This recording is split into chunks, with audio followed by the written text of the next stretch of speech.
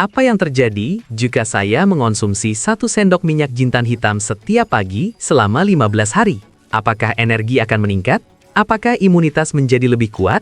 Atau apakah ini hanya tren internet belaka? Hari ini, Anda akan mengikuti sebuah eksperimen makanan dengan gaya buku harian vitalitas. Nada yang serius, tanpa janji-janji, tanpa berlebihan, hanya pengamatan sehari-hari, dengan logika nutrisi sederhana dan perhatian penting, terutama bagi mereka yang sudah berusia di atas 50 tahun.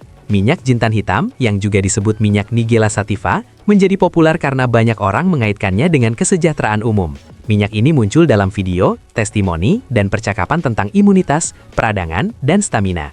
Hal ini terjadi karena ia memiliki senyawa alami yang telah dipelajari selama bertahun-tahun, dan karena merupakan produk tradisional di beberapa budaya. Namun, satu hal adalah tradisi, dan hal lainnya adalah hasil yang terjamin. Di sini idenya adalah untuk memahami apa yang masuk akal bagi tubuh dan apa yang memerlukan kewaspadaan. Secara sederhana, pikirkanlah seperti ini. Minyak ini adalah lemak, dan lemak dapat mempengaruhi organisme dengan berbagai cara. Lemak membantu penyerapan vitamin yang bergantung pada lemak, seperti vitamin A, D, E, dan K. Lemak juga berpartisipasi dalam proses yang terkait dengan membran sel, yang seperti dinding yang melindungi apa yang terjadi di dalam tubuh. Selain itu, beberapa komponen minyak jintan hitam dikenal memiliki aksi antioksidan dan mengatur respons inflamasi. Dalam istilah praktis, ini bisa berarti berkurangnya iritasi internal pada beberapa orang, yang dapat tercermin pada stamina dan pemulihan. Namun, responsnya bersifat individual dan bergantung pada sisa rutinitas, tidur, pencernaan, tingkat stres, dan apa yang dimakan orang tersebut sepanjang hari. Dalam eksperimen ini, aturannya sederhana. 1 sendok setiap pagi, selalu pada waktu yang sama, lebih baik bersama dengan sarapan ringan. Tujuannya bukan untuk meminumnya saat perut kosong jika itu menyebabkan ketidaknyamanan. Tujuannya adalah untuk mengamati energi, suasana hati, tidur, pencernaan, dan tanda-tanda umum imunitas, seperti frekuensi pilek, sakit tenggorokan, hidung tersumbat, dan rasa lelah yang tidak biasa. Penting juga untuk memantau tekanan darah, kadar gula darah, dan perubahan tak terduga lainnya, terutama bagi mereka yang sudah mengonsumsi obat-obatan. Pada awalnya, di hari-hari pertama, hal yang paling umum adalah merasakan rasa yang kuat dan berbeda. Beberapa orang menggambarkannya sebagai pedas, pahit, atau seperti herbal. Ini sudah mengubah pengalaman. Jika seseorang meminumnya dan merasa tidak enak, mereka mungkin mengalami mual ringan atau refluks. Jika diminum bersama makanan, cenderung lebih mudah. Pada fase awal ini, energi sulit berubah secara nyata. Apa yang mungkin terjadi adalah efek tidak langsung. Orang tersebut lebih memperhatikan tubuhnya, menghidrasi diri dengan lebih baik, dan menjaga rutinitas yang lebih teratur. Hal itu saja sudah meningkatkan stamina bagi banyak orang. Setelah beberapa hari, ada kemungkinan pencernaan memberikan tanda-tanda. Bagi sebagian orang, usus bekerja lebih baik. Bagi yang lain, hal sebaliknya bisa terjadi. Dengan gas, rasa perut begah, atau diare ringan. Lemak berlebih, meskipun itu lemak baik, dapat mengganggu empedu dan lambung pada orang yang sensitif. Jika ada riwayat gastritis, refluks berat, atau masalah empedu, ini adalah poin yang perlu diperhatikan. Tubuh memberikan pesan, dan pesan itu harus dihormati. Pada fase pertengahan eksperimen, ketika tubuh sudah terbiasa dengan rasa dan rutinitasnya, mungkin muncul sensasi energi yang lebih stabil sepanjang pagi. Ini bukan energi listrik yang euforia.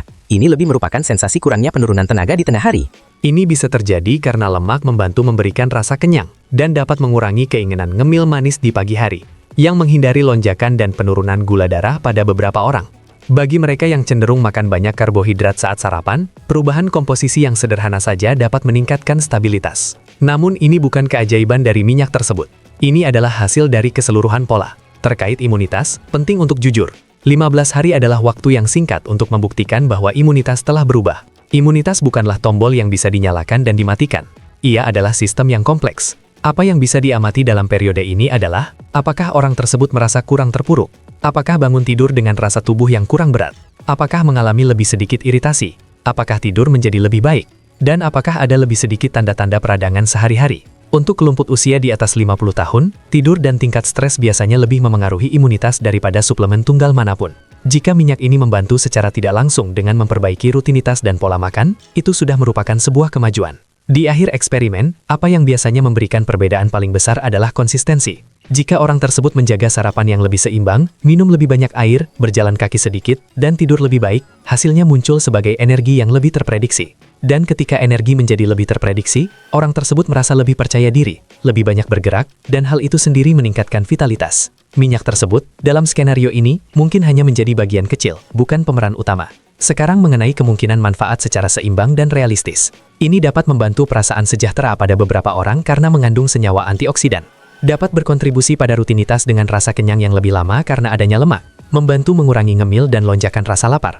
Dapat menjadi dukungan ringan bagi mereka yang mencari keseimbangan inflamasi, terutama jika diet sebelumnya sangat miskin lemak berkualitas, dan dapat menjadi dorongan untuk menciptakan ritual perawatan pagi yang meningkatkan kepatuhan pada kebiasaan sehat. Namun, ada juga efek samping dan hal yang perlu diperhatikan. Dapat menyebabkan ketidaknyamanan gastrointestinal, seperti reflux, mual, diare, atau gas. Dapat berinteraksi dengan obat-obatan dalam beberapa situasi, terutama obat diabetes, tekanan darah, dan pengencer darah, karena perubahan pola makan dan senyawa aktif dapat mengubah respons tubuh. Bagi mereka yang memiliki tekanan darah rendah, hipoglikemia, kecenderungan pendarahan, atau menggunakan obat-obatan terkontrol, idealnya adalah berkonsultasi dengan profesional terlebih dahulu. Ibu hamil tidak boleh menggunakannya tanpa panduan. Dan bahkan bagi mereka yang tidak memiliki penyakit, penggunaan berlebihan tidak dianjurkan. Lebih banyak bukan berarti lebih baik. Satu perhatian sederhana dan penting adalah kualitas produk. Minyak yang tengik, disimpan dengan buruk, atau sudah sangat lama dapat mengiritasi lambung, dan tidak memberikan apa yang dijanjikan. Idealnya adalah menyimpannya jauh dari cahaya dan panas, serta memperhatikan bau dan rasanya. Jika rasanya sangat aneh, lebih baik jangan diteruskan. Menutup eksperimen ini, kesimpulannya langsung. Mengonsumsi 1 sendok minyak jintan hitam selama 15 pagi, dapat membawa perubahan halus bagi beberapa orang, terutama dalam hal rasa kenyang, rutinitas, dan sensasi energi yang lebih stabil.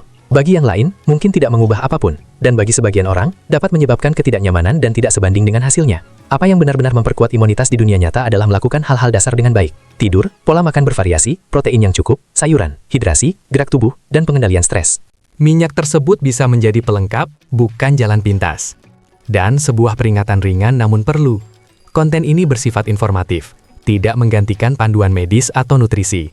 Jika Anda memiliki penyakit kronis, menggunakan obat-obatan, atau sedang dalam perawatan, bicaralah dengan profesional sebelum mencoba rutinitas baru apapun.